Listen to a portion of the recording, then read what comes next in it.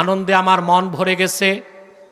গতকাল বা গত পরশু খেলাফত মজলিসের একজন এমপি মাওলানা মুফতি হানজালা বিরোধী দলের আছেন, তিনি সংসদে সরাসরি স্পিকারকে বলেছে কুখ্যাত কাদিয়ানীদেরকে রাষ্ট্রীয়ভাবে অমুসলিম ঘোষণা করা হোক।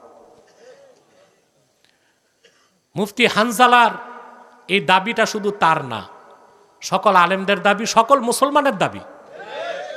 অতএব আমি চাই সংসদে বিরোধী দলের বাকি যারা আছে তারাও তার সাথে মুফতি হানজালার সাথে একত্রতা ঘোষণা করুক এবং তারা প্রত্যেকেই কুখ্যাত কাফের কাদিয়ানীদের রাষ্ট্রীয়ভাবে অমুসলিম ঘোষণার দাবি সংসদে উত্থাপন করুক।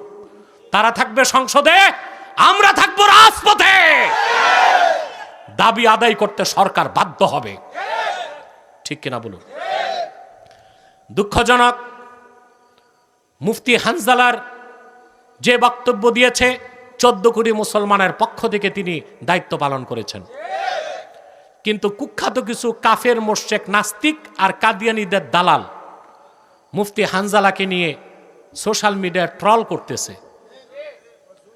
আপনারা কখনো এই ট্রলে অংশগ্রহণ করবেন না, বরং যারা ট্রল করবে তাদের উপর লানত বর্ষণ করবেন। দলমতের লোক আছেন, এখানে আছেন না? কেউ বিএনপি, কেউ জামাত, কেউ এনসিপি, আওয়ামী লীগও তো আছে। কেউ যদি বলেন আওয়ামী লীগ নেই, এটা মিথ্যা কথা। আছে। তা আমার কথা, দলীয় কেউ কওমি, কেউ আলিয়া, বহু রঙের লোক আছে। আমার কথা ভাই, মতভেদ আছে থাক, মৌলিক স্বার্থে আমরা এক থাকব। 3টা স্বার্থে আমরা এক হয়ে যাব। ইসলামের সুমহান স্বার্থ রক্ষায় আমরা ঐক্যবদ্ধ হয়ে যাব। পারবো?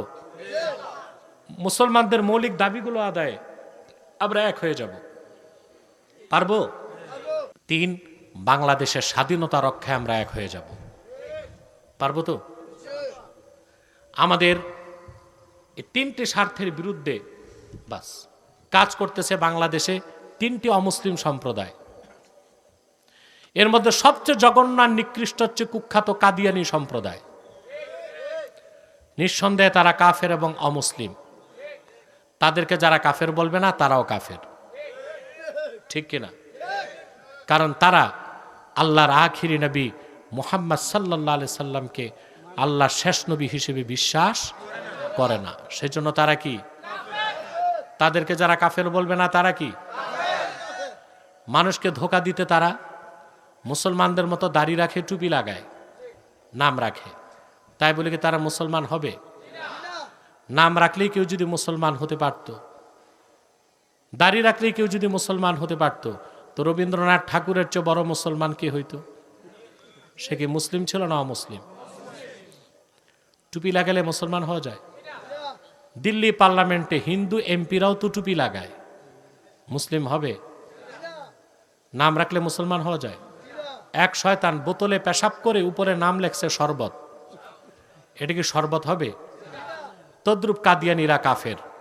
আব্দুল আউয়াল, আব্দুস সামাদ, মোবাশ্বের আলী, কবির চৌধুরী, শাহরিয়ার কবির, নিঝুম মজুমদার, এসব নাম রাখার দ্বারা তারা মুসলমান হতে পারে না।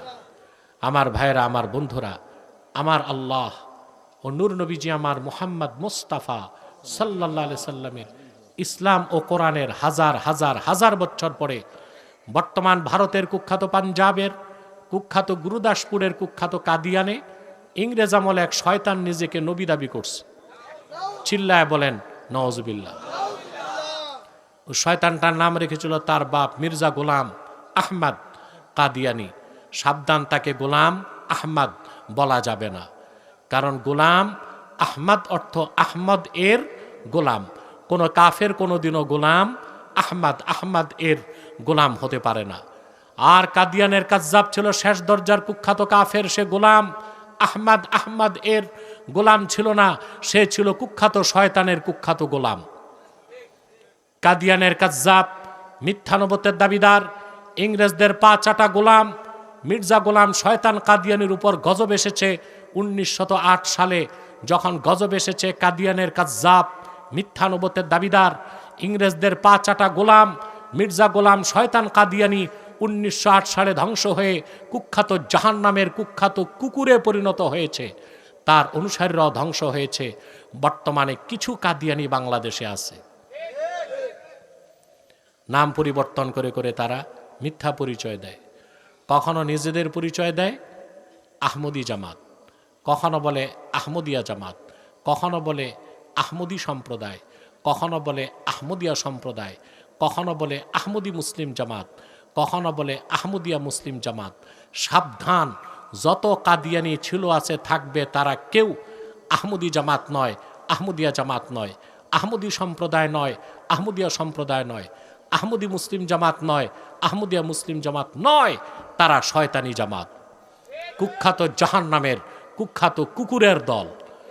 আমাদের সকল দলের একটাই দাবি, অনতিবিলম্বে স্বাধীন বাংলায় শয়তান কাদিয়ানীদেরকে রাষ্ট্রীয়ভাবে অমুসলিম ঘোষণা করতেই হবে, করতেই হবে, করতেই হবে। এই দাবি আদায় যদি জানমাল দিতে হয়, কারা কারা প্রস্তুত আছেন হাত তুলে দেখা।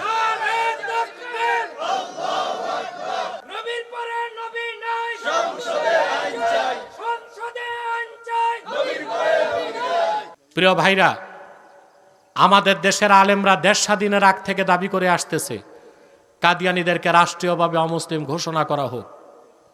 কিন্তু যারাই ক্ষমতায় যায় আমাদের ভোট নিয়ে, আমাদের রক্তের উপর পা রেখে, তারাই আমাদেরকে ধোঁকা দেয়। পারবেন তো? কুখ্যাত কাফের কাদিয়ানীদেরকে অর্থনৈতিক সহযোগিতা করবেন না, করেন আপনারা? জি করেন। প্রাণ কোম্পানির যত জিনিস তাদের, সেজান কোম্পানির জুস তাদের, RFL এর পণ্যগুলো তাদের, প্রথম আলো, ডেলি স্টার, ভিশন এগুলো তাদের। নৈতিক দায়িত্ব হিসেবে এগুলো ধরবেন না, কিনবেন না, বেচবেন না, মনে থাকবে।